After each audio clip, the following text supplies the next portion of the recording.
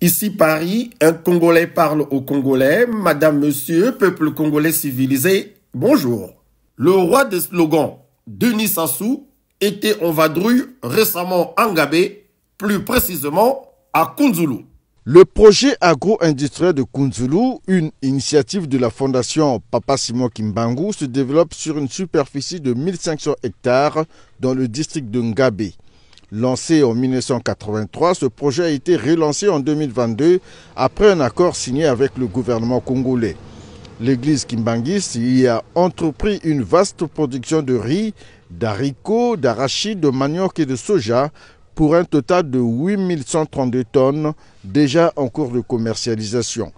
Ce jeudi 18 avril 2024, le chef de l'État, Denis Sassou Nguesso, qui a placé l'agriculture au sens large comme moteur de diversification de l'économie nationale, a effectué une descente dans ce centre pour s'imprégner du travail réalisé sur ce site. Une visite qui intègre la volonté du président de la République, Denis Sassou Nguesso, de soutenir toute initiative, soit-elle publique ou privée, qui concourt à réduire la dépendance alimentaire du Congo.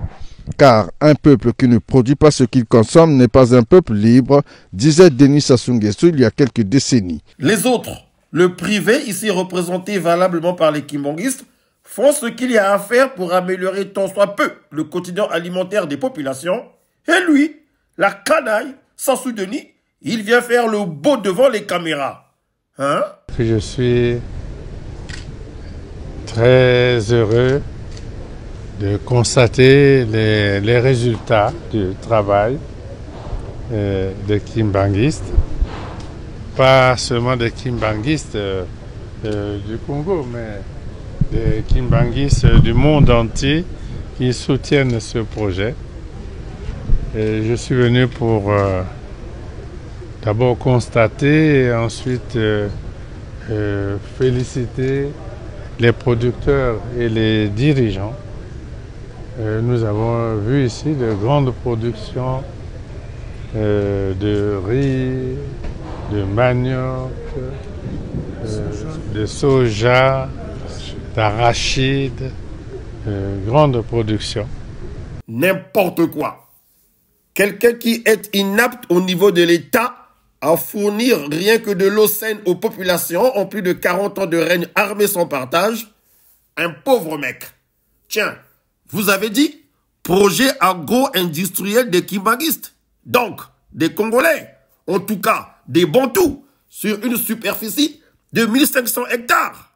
Et alors, pourquoi aller chercher et signer des accords bidons suspects avec les méchants Rwandais qui ont la triste réputation de n'être que des envahisseurs indélicats, des perturbateurs, disons, des gens mal lunés, et leur offrir idiotement une grande partie du territoire congolais, les yeux fermés.